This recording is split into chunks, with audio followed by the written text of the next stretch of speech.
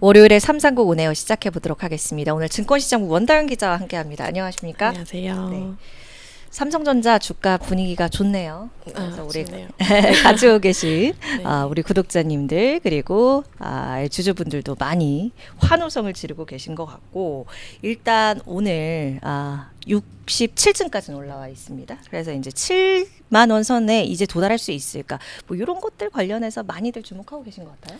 자, 네. 앵커님도 주주신가요? 저는 저희 아버지가 주주예요. 일심 아. 동체이기 때문에 저도 그래요? 뭐 거의 주주와 아. 다름없다고 아. 보시면 될 것 같습니다. 네, 제가 오늘 주주신가요? 네, 저도 물론 가지고 그러시군요. 있는데 이제 예. 오늘 준비를 하면서 사업 보고서를 다시 한번 봤어요. 네. 그랬더니 작년 말 기준으로 이제 소액 주주가 한 510만 명 정도 되더라고요. 네.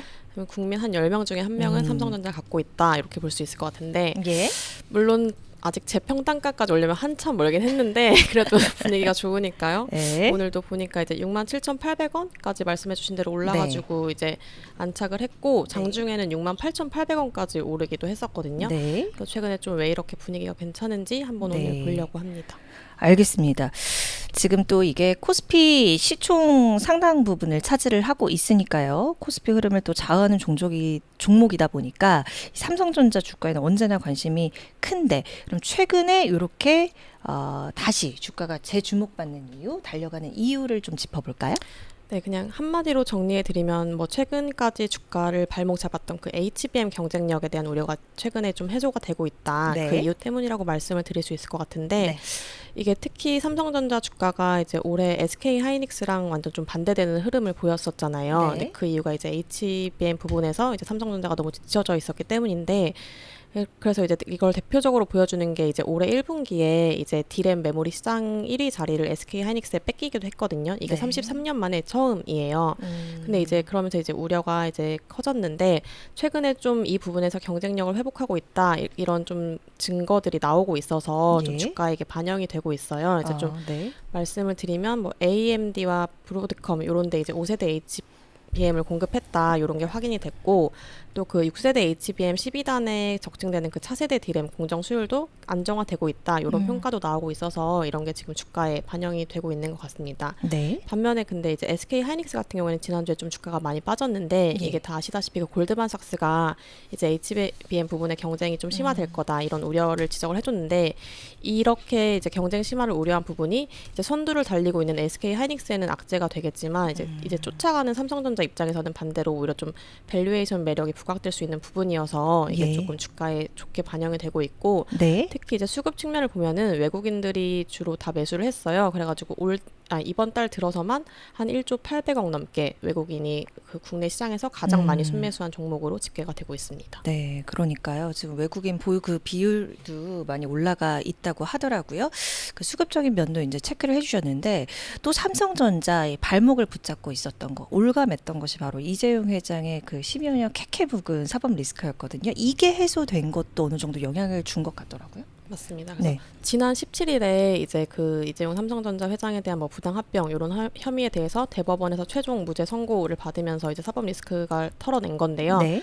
이게 이제 해소가 되면서 삼성전자 관련한 이제 경영 불확실성, 이것도 또 해소됐다고 볼 수 있고, 또 이게 해소됨에 따라서 이제 좀 반도체 경쟁력 격차를 회복하기 하는데 이제 드라이브를 좀 더 세게 걸 수 있을 거다, 이런 기대감도 좀 주가에 반영되고 있다고 볼 수 있습니다. 그렇군요.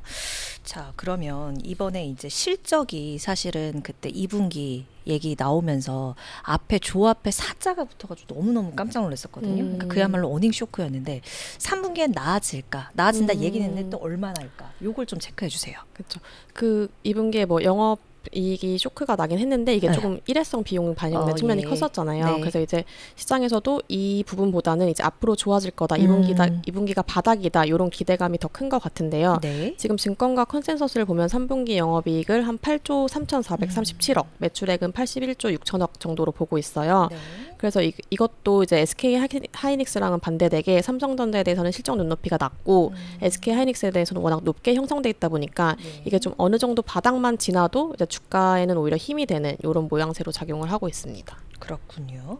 자, 그러면 자사주 매입 요 부분도 체크를 해볼까요? 네, 지난 8일에 2분기 잠정 실적 발표하면서 이제 자사주 추가 취득 계획도 밝혔는데요. 이거는 근데 뭐 이제 새로운 건 아니고 작년 11월에 네. 원래 예고했던 그 10조 원 매입 계획에 따른 후속 계획이라고 보시면 되는데, 이제 작년 11월에 삼성전자가 이제 1년간 10조 원 상당의 자사주를 분할 매입하겠다 이런 계획을 밝히면서 이제 차례로 작년 11월 1차로 3조 원 이제 매입하고, 그리고 전량 이 부분은 소각을 했거든요. 예. 그리고 이제 지난 2월에 추가로 또 3조 원어치를 매입했고, 이것도 이 중에 2조 5천억 원 정도는 소각할 계획을 갖고 있고, 네. 그리고 이제 그 10조 원어치 중에 이제 마지막 분량을 이번에 이제 3조 9,119억 원 규모 취득하겠다라고 밝힌 거고, 그리고 이 중에서 2조 8천억 원은 소각하겠다 이렇게 이제 밝히면서 이 부분도 주가에 긍정적으로 작용을 하고 있습니다. 네, 그 계획대로 절차대로 진행을 하고 있다는 점 체크해 주셨고, 자 그럼 이제 업계에서 증권업계에서는 삼성전자 주가 어디까지 갈 거라고 보고 있나요? 지금 현재 증권가에서 삼성전자에 대한 평균 목표 주가는 한 7만 5천 원대이거든요. 예. 근데 이거는 이제 직전 목표가랑 비교하면 계속 올라가고 있는 추세이긴 해요. 그래서 오늘만 해도 이게 좀 삼성전자 목표가를 올려잡는 보고서가 몇 개 나왔는데, 흥국증권 같은 경우에는 원래 이제 7만 5천 원으로 봤던 걸 오늘 7만 8천 원까지 올려잡았고요. 또 네. 키움증권에서는 원래 8만 원 제시했던 목표가를 오늘 8만 9천 원까지 올렸거든요.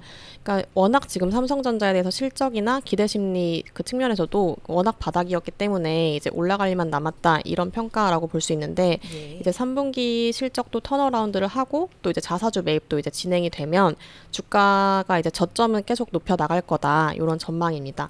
다만 이런 목표가까지 올라가기 위해서는 이제 뭐 그런 그 HBM4 시장 진입하는 거나 파운드리 이나노 고객 확보하는 거나 이런 게 좀 확인돼야 된다는 점은 이제 증권가에서도 좀 짚어주는 부분이라서 이런 부분은 좀 계속 확인이 필요할 것 같습니다. 네. 우리나라 이제 주식 투자하는 10명 중에 1명의 염원을 같이 담아서 오늘 또 원다연 기자와 함께 짚어봤습니다. 삼성전자 얘기 들어볼 수 있었네요. 오늘 말씀 감사합니다. 감사합니다.